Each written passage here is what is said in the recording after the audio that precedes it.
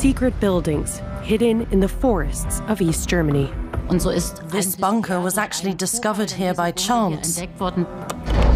Relics of the fear of nuclear catastrophe. So I pressed the launch button for the nuclear missile, and we're all dead. Could these bunkers have offered real protection in a disaster? The question is, what kind of world would you step out into?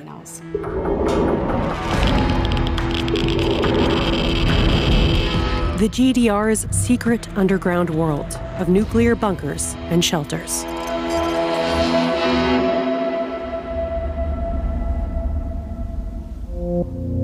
Wünsdorf in Brandenburg. At first glance, everything looks pretty unremarkable. But behind these walls lies a ghost town. Wünsdorf was once the headquarters of the Soviet armed forces in the GDR. The Forbidden Town was a restricted area for 50 years. Even today, parts of the town are still cordoned off. There's a risk that the old ammunition that's still lying around might explode. Sylvia Rademacher has access. She offers guided tours here. In the GDR era, she worked for state television. After Germany's reunification, she discovered hidden buildings here. They've been there for almost 80 years, just like this. Buildings such as this concrete colossus. The Zeppelin bunker is part of a huge bunker complex located in the middle of the forest. It's also part of the Forbidden City, a descent into the secret underground world of the Soviets. So, jetzt müssen wir hier eine Jacke anziehen, weil im Bunker ist es kalt. So now we have to put on our jackets, because it's cold in the bunker. 9 degrees, summer and winter. Now we have a 2.5-ton steel door.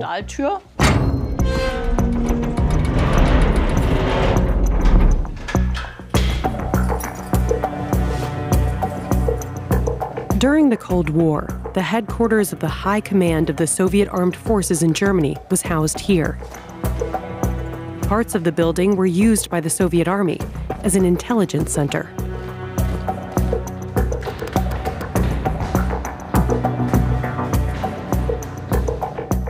The complex dates back to the Nazi era. At the end of the 1950s, the Soviets began converting the bunker.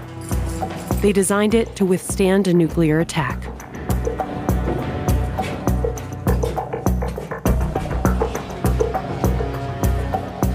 Almost 15,000 square meters in size, it was one of the largest intelligence bunkers in the world. Orders for Soviet soldiers stationed in the GDR originated from here. All messages to Moscow were sent via this facility. The Nazis had also used the building as an intelligence bunker. During the Second World War, they coordinated all raids from here. This bunker was home to the first major self-dialing office in Germany. They had access to 10,000 lines a day.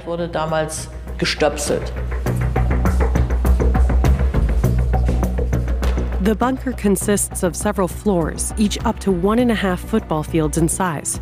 After the Second World War, the Soviets initially tried to blow up the bunker, as a hole in the ceiling attests. But the attempt failed. The ceiling consists of 30-centimeter thick concrete formwork, 3 meters of reinforced concrete, 2.5 meters of gravel, and an 80-centimeter thick layer of concrete rubble. Above this lie another 2 meters of gravel and 8 to 10 meters of forest floor.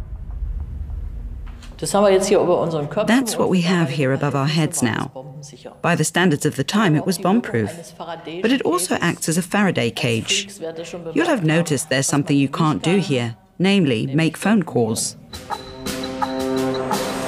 In addition to the Zeppelin bunker, the National Socialists also left behind other buildings here, covering an area of some 59 hectares.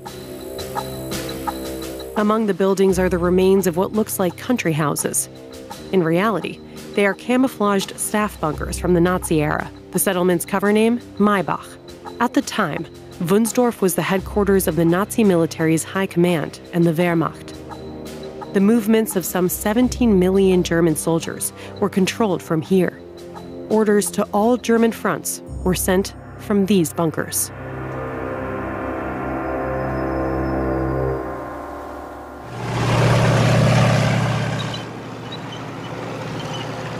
Das ist erstmal Haus A3. This is House A3, Foreign Armies East. This is where the broad outline of Operation Barbarossa, the plan to invade the Soviet Union, was worked out.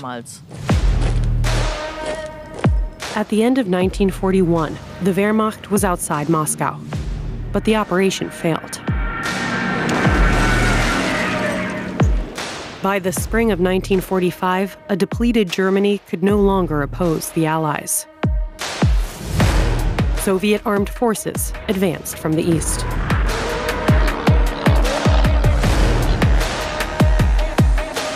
The Red Army reached Wünsdorf a short time later.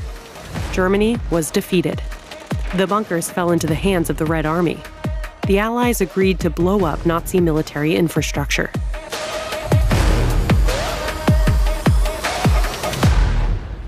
And they decided in December 1945 that important Nazi facilities should be destroyed all over Germany so that war could never again break out from German soil. Today, strict security precautions must be taken in order to enter the ruins.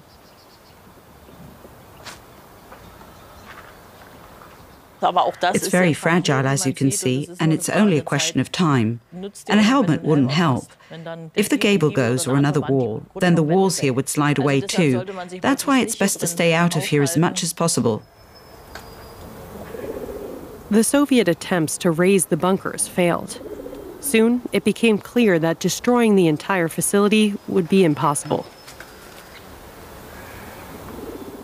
The thickest walls up here are or were 80 centimeters thick at the time. The absolute thickest, though, the outer walls, were 1.2 meters thick. Of course, after the war, explosives were not available in the quantities that would have been needed. You have to understand that. The war was over, and they used the leftover explosives they had. They also used leftovers from munition factories in order to have what was needed to raise these houses. 1945. Europe lay in ruins. After the war, Germany was divided into 4 occupation zones.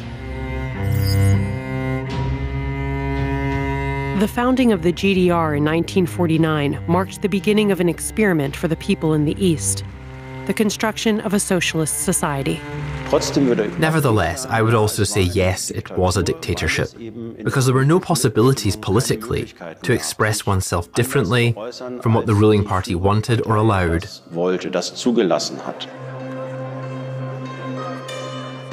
After it was founded, the GDR was ruled by a single party, the Socialist Unity Party of Germany, or SED. Soviet military units were stationed throughout the Soviet Union's satellite state, including in Wünsdorf.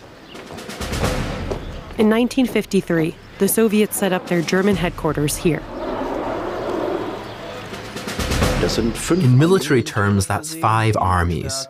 The manpower fluctuated, but after 1990, there remained about 350,000 armed men, highly equipped with modern equipment. That was the most powerful unit of the Soviet army ever.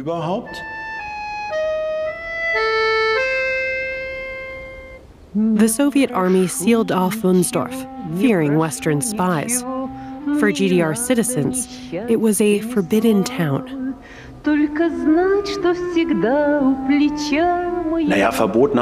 Well, forbidden simply means you couldn't get in, so anyone who strolled around the wall outside was basically seen as suspicious.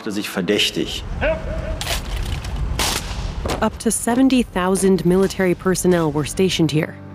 It was the largest garrison outside the Soviet Union. Soviet army barracks and arsenals were being built everywhere in the GDR, at over 1,100 locations. The troops were on constant alert. In an emergency, they were to attack the Western Alliance, NATO.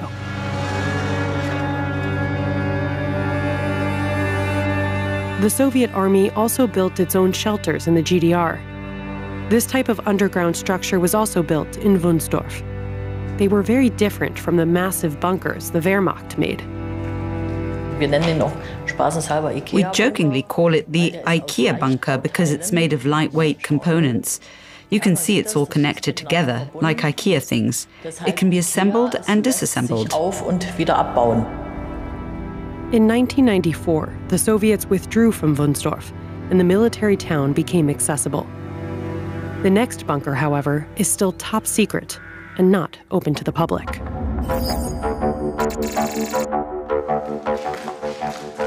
Stefan Büttner knows where to find it. The author has exclusive access to this area, one of the places where the Soviets left their mark. During the Cold War, the site was closed to GDR citizens. For the first time, a film crew is allowed to shoot here. 4 hills rising up in an inconspicuous patch of forest. Büttner is looking for traces of nuclear weapons. The lamp is here.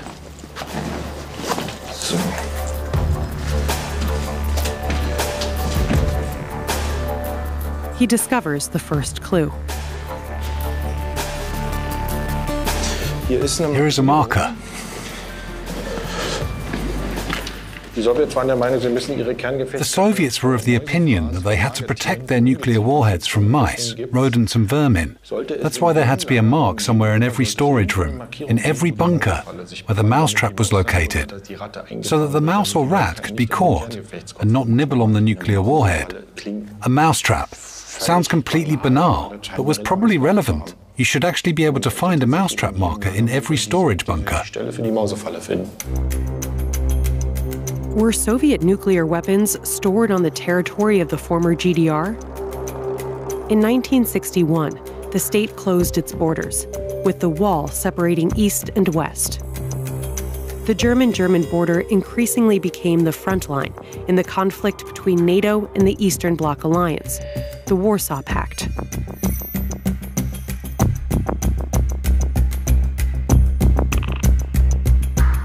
Fear of nuclear war spread. In 1949, the Soviet Union detonated its first atomic bomb, 4 years after the first atomic bomb test by the United States. The superpowers continued to arm themselves. And so the madness of the nuclear arms race developed. Both sides continued to expand their nuclear arsenals and were soon able to threaten each other with mutual annihilation, including, for example, the Federal Republic and the GDR. Because these two states were at the interface of this conflict and a nuclear war would have been fought directly there, the Federal Republic, including the territory of today's Federal Republic, would have become a nuclear battlefield.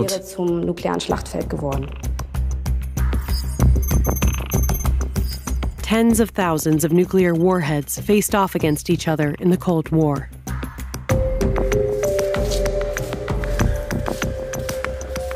Were nuclear weapons also stored in this facility? Büttner continues his search for clues. In addition to this one, there are 3 other bunkers on the site. In 1979, a Soviet deserter told Western secret services about a previously unknown nuclear weapons site in Torgau.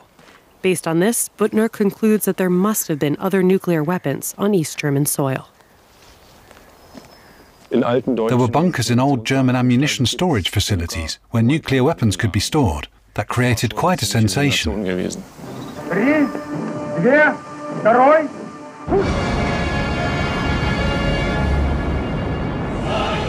For NATO, however, it was a shock.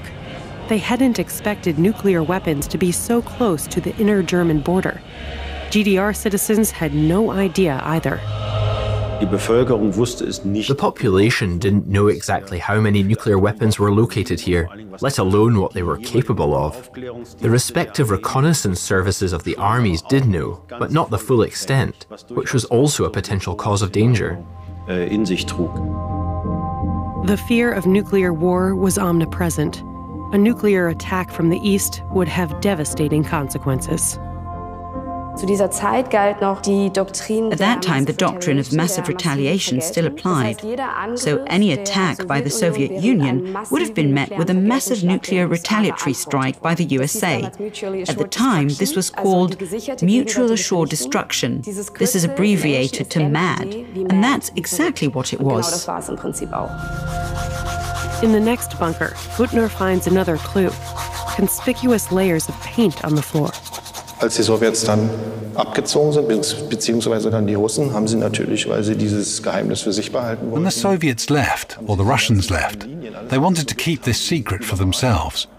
So they painted over all these little lines, everything there is. And now we have a red floor here with white lines on it. And they thought they could simply cover up these lines with green paint. Of course, that didn't work, because after 30 years you can just scratch it off. 30 Jahren kann man hier einfach herumkratzen. Das macht so einen Spaß. It's so much fun. I just have to have a look. Mal gucken.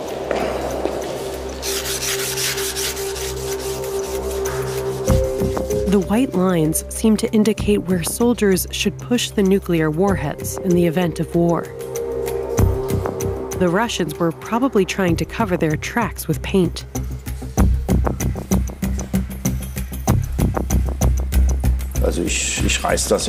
Well, I'm putting an end to that. The aim was that nobody would find out, but I've got it now. You can still see it, and I can still get to the bottom of it. Now this secret has been revealed quite easily using a wire brush. Historians suspect that the short-range missiles Luna M and Tochka were stored here in Soviet times. The warheads were kept in containers. In the course of his research, Büttner says he discovered suspicious markings by accident. Ich glaube, ich hatte die Taschenlampe gehabt. Die war an. Und dann ist die einfach so. I had the flashlight and it was on. And then it just fell down like that. It revealed these grooves made by the wheels of the warhead containers. So that was pretty much a pure coincidence. Das war also mehr oder weniger ein reiner Zufall gewesen. Soviet containers stood here with nuclear warheads like these. Das ist tatsächlich so eine Art von Rollenpuzzle. It's actually a kind of a puzzle. Find 4 identical marks that indicate there was a transport cart standing there with a warhead container on it.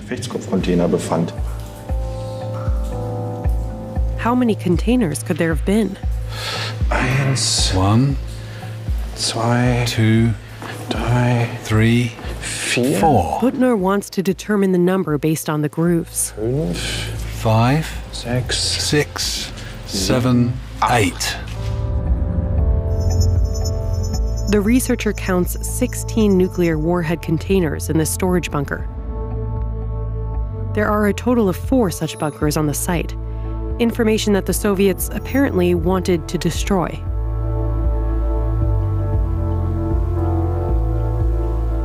But the traces remain. Büttner discovers masonry work between the bunkers. The platforms could have served as loading ramps for the warheads.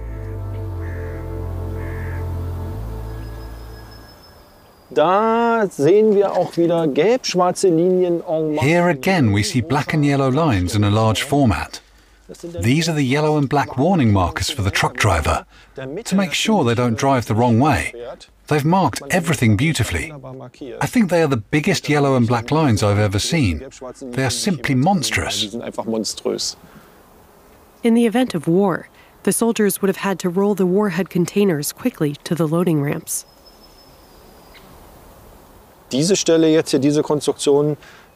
here is the actual ramp, where the warheads are then rolled up. They come out of the bunker. Once around here, they then push 1 to 1.5 tons along the top, and then backwards onto the truck. And that's basically it. It could well be done in a minute. However, pushing 1 to 2 tons up this slope here, with perhaps not quite level ground, you actually need 4 to 6 soldiers, and officers, and a bit of momentum, and someone who gives the right commands to get over the incline here. Today, the Russian army is still stockpiling nuclear weapons that use the same technology. Just like back then, these weapons are aimed at the West, and they're ready for use at any time. During the Cold War, it wasn't just the general populace who feared nuclear war. the political leadership of the GDR did too.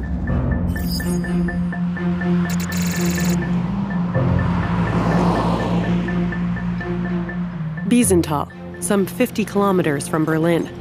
A construction company opens the entrance to an underground world, exclusively for our film crew.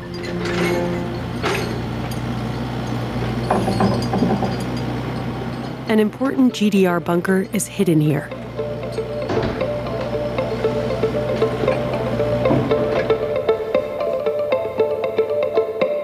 Hans-Jürgen Herget knows it inside out. The bunker expert has studied the building extensively.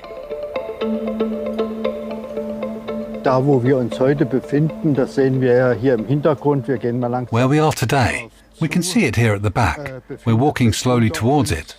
Is the former command post of the Ministry of State Security. This is where Mielke would have sat in the event of war.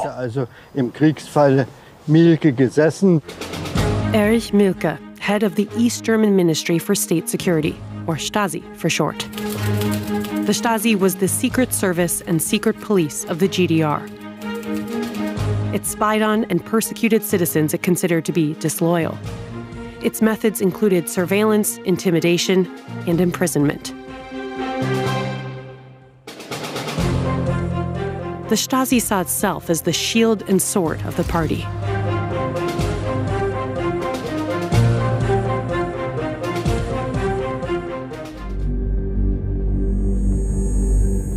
This bunker was intended to protect the Stasi chief from threats, such as from attacks by nuclear weapons.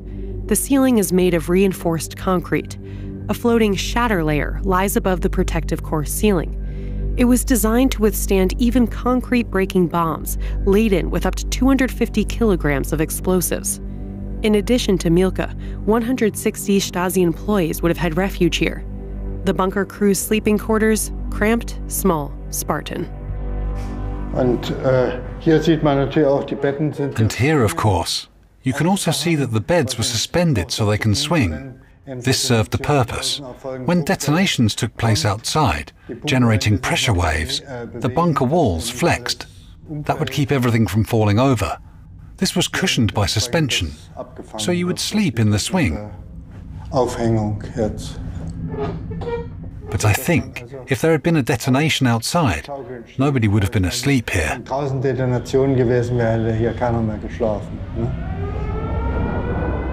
The bunker was built between 1984 and 1988. It was outfitted with automatic fire alarm and extinguishing systems. The building cost 120 million East German marks.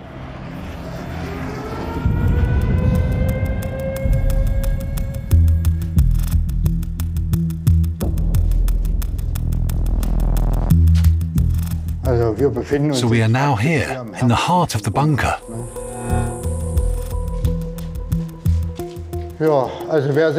Yes, so if you want to feel like a Minister for State Security in the GDR, you can take a seat in that chair and give orders.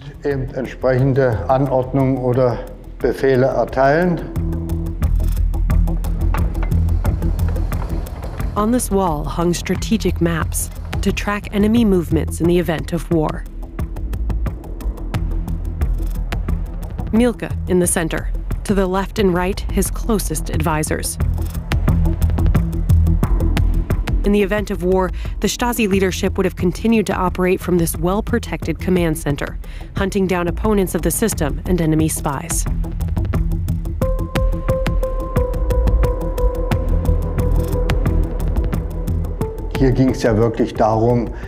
This was really about making decisions on how an entire institutional complex can be managed in wartime. And that requires decision makers. And of course, they have to be protected. If they're dead, who's going to do the work? Here we have the room where Mielke would have lived in the event of war, in the bunker. Perhaps lived should be put in quotation marks, but it was definitely the largest accommodation unit here in the bunker. Unterkunftseinheit, die im Bunker war. When a Minister of State Security sits in the bunker in the event of war, it does serve a purpose, so that the state can function. And so taken to the extreme, this isolation also offers a chance at survival. He could protect himself from bombing raids, from all kinds of things. And of course, he was also fed there. That was a privilege. Vorzimmer, Sekretärin. An anteroom, probably for his secretary. And this was probably his private room, with a tiled shower and toilet. We have it in here. It's still in perfect order. Ist sogar noch völlig in Ordnung. Das Bad wurde eben. The bathroom was specially equipped so that the minister felt at least somewhat comfortable here. Minister hier auch wenigstens einigermaßen. Mielke was already at an advanced age, and the motto was, let's try to make it comfortable. Da versuchte man es halt nach dem Motto, versuchen wir es mal mit Gemütlichkeit. In the event of a nuclear war, state leaders would be protected. There was no comparable protection for the population. But what would an attack with nuclear weapons have looked like?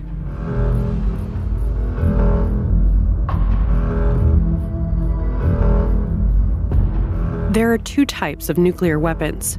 With so-called strategic nuclear weapons, the superpowers could have fired at each other from a distance and with great explosive force.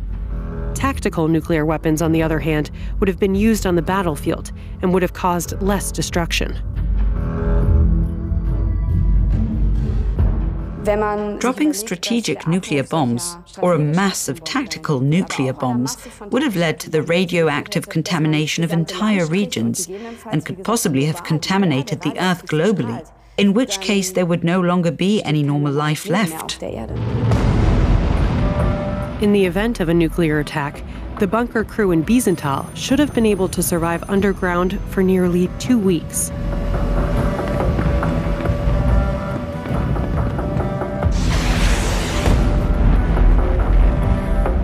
The basic idea was that after these 2 weeks, the radioactivity would have decreased to such an extent that it would have been possible to leave this shelter, at least temporarily. Of course, the question is, what kind of world would you step out into?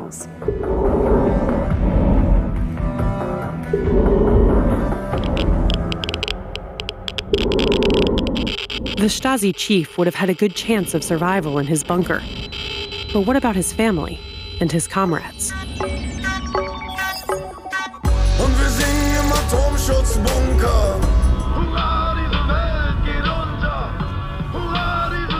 A settlement in the middle of the forest, half an hour from Berlin.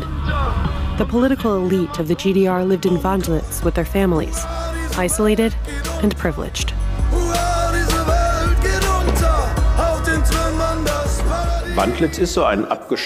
You could almost say that Wandlitz was a closed-off government ghetto. That always feeds rumors. It was the same in the GDR, and people imagined the most amazing palaces here, golden faucets and so on. It wasn't quite like that, but compared to the normal standard of living of the GDR population, it was much better. There were stores with a very good range of food. The infrastructure was good. The buildings were solidly built. There were beautiful parks, swimming pools, and so on. It was a very comfortable lifestyle.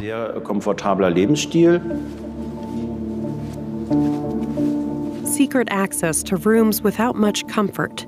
The politicians' families were supposed to seek refuge in these bunkers in case of emergency. But unlike the Mielke bunker, these offered little protection from bomb attacks.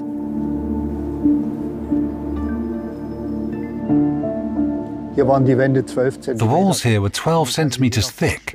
Now, anyone who has ever built a shed at home can imagine 12 centimeters. It's basically one brick. In the documents of the Ministry for State Security, this bunker is disguised as a fruit and vegetable cellar.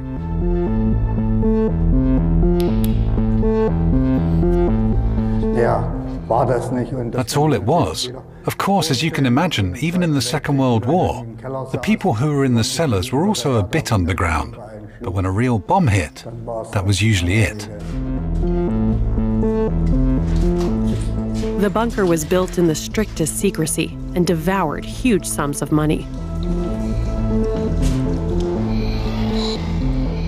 I mean, every sack of cement that went into a military object in the GDR, whether it was a bunker or barracks and so on, was missing in housing and industrial construction.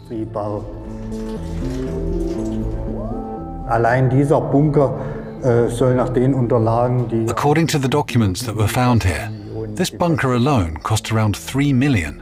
In 1970 in the GDR, that was a lot of money. It was a huge amount of money for relatively little protection.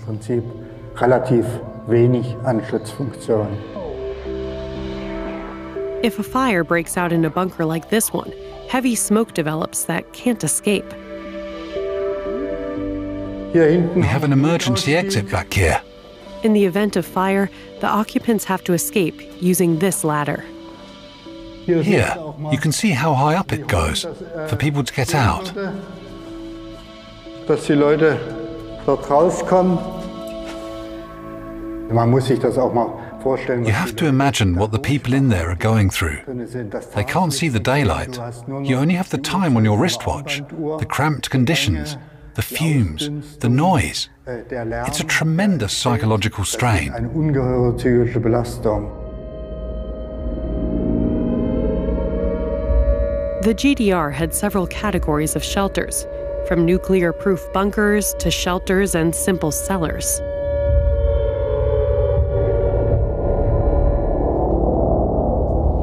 In the big cities, for example, especially in Berlin, many prefabricated GDR buildings had reinforced basements that were built as air raid shelters. So something was done for civil protection. But what good would it have done? Would it have been enough in the event of war? We're glad they didn't have to test it.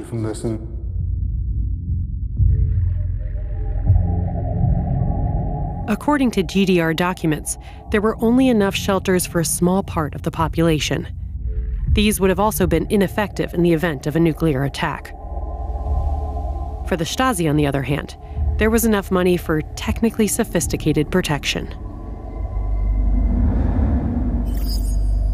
Machen, near Leipzig. Jana Bleil protested against the SED dictatorship in her youth. Today, she wants to educate people about the history of the GDR. She takes us to a garden colony. During the GDR era, this place was a subject of secrecy. The Ministry for State Security created an additional security zone here with a radius of 1 kilometer, and this zone was monitored by the Stasi over 90% of the time. They knew about every resident, and this area would have been evacuated in an emergency. And the pretty houses? They were mainly for camouflage. You can still see today that some of these decorative elements have been preserved. Those wagon wheels there on the facade, or that deer as decoration. It was decorated with flower boxes, there were curtains hanging from the windows, and it all looked very cute and peaceful.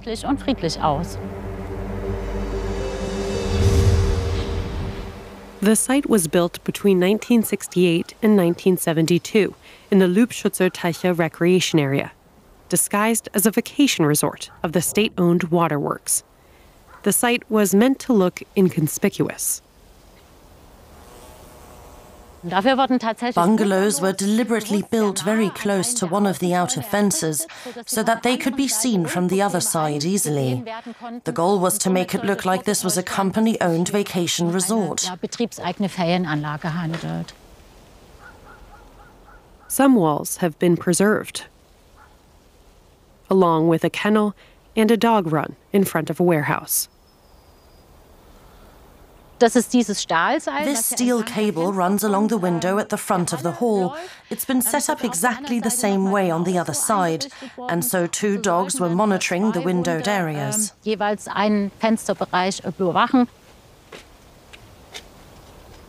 But what was being guarded here? The Stasi called this hall the Legend Hall. The hall camouflaged the bunkers. From the outside, it was supposed to look like an ordinary industrial and storage hall, and it did, but in reality, the bunker entrances were located here.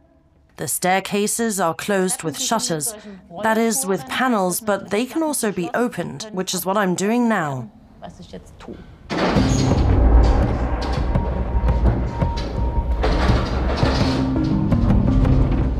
The warehouse hides a Stasi bunker measuring almost 4,000 square meters. After reunification, the bunker was discovered.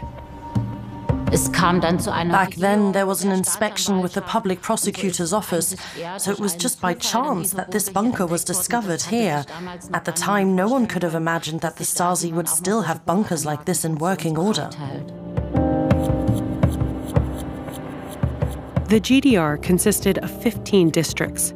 Each had its own Stasi unit, with over 4,000 employees. The Secret Service network spanned the entire country. The Stasi was omnipresent.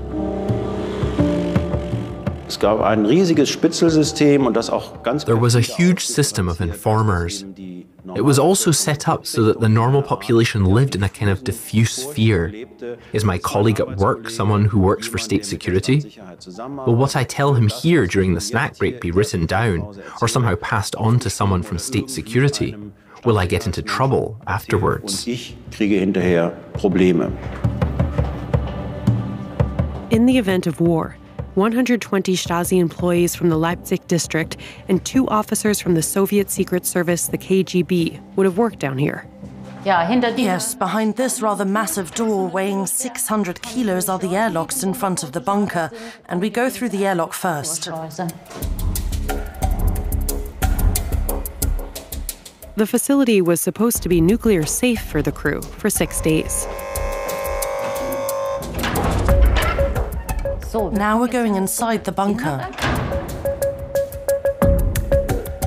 If the bunker is fully occupied due to an emergency, sufficient oxygen must be available.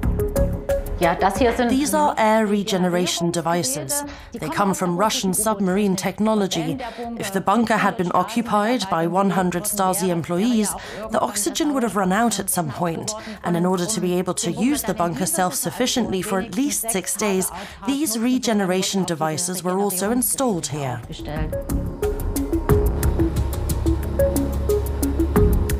Deep wells secure the water supply. If the power fails temporarily, batteries take over. However, if it fails for several hours, the ventilation system stops working. But provision has been made for this eventuality too.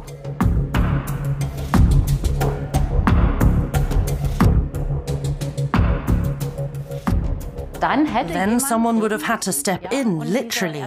This replacement fan would have been activated. The Stasi actually went so far in their planning that even the working hours were fixed, who was to pedal and for how long, and when they would take a break. It was decided that a paramedic would also be stationed in this ventilation area, so that even the fitness of the bicyclist could be controlled and monitored precisely. In the event of a nuclear attack, the bunker would be sealed off as protection against radioactive radiation. But how long would the outside world remain contaminated?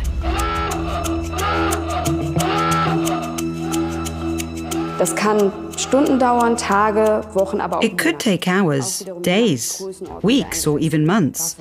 Again, depending on the size of the weapon used. And they irradiate everything they come into contact with. Matter, objects, buildings, but also food and water. And this radiation has a very destructive effect on people. To prevent radiation from the contaminated environment from entering the bunker, waste and wastewater would have to be stored here.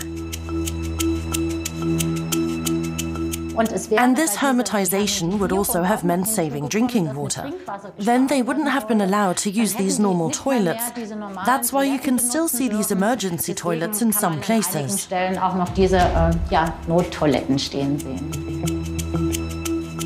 When the buckets were full, the contents would be emptied into plastic bags. The bags would be sealed. The sleeping facilities were also not very comfortable. The staff would have to sleep stacked up in camp beds. It was a little more comfortable in the area for the higher-ups, or in the area for the Leipzig Stasi chief, the head of the district administration, Lieutenant General Hummich. He was supposed to move into quarters back here. This would have been his office. His advisor and his secretary were also slated to be here, and he was supposed to be able to continue his management activities down here, even in the event of war. The district Stasi head would have also had more privileged living quarters in an emergency. This area is also the only one where you can still see an antenna socket. He would have been the only one who could have watched television here.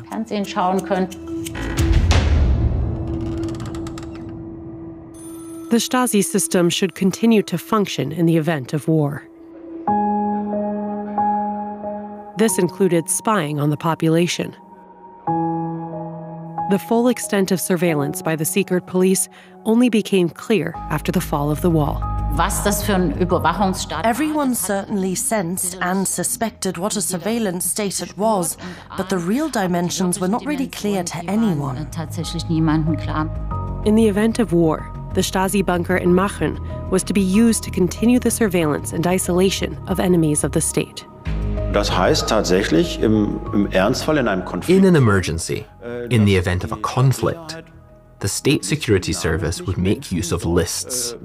Here, they would record the names of people who, they said, were critical of the state, people they considered a threat.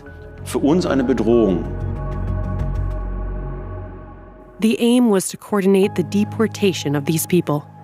In order to be able to arrest all opponents of the regime, sports halls and stadiums would also be made available for detention.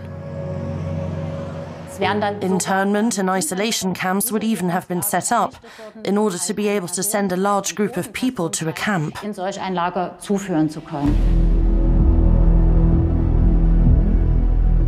Since the fall of the Berlin Wall and the collapse of the Soviet Union, the GDR is history. And the bunkers have also lost their original purpose. But they still bear witness to the madness of the arms race and to the fear of a nuclear apocalypse. To this day, the buildings serve as memorials to the terrors of nuclear war.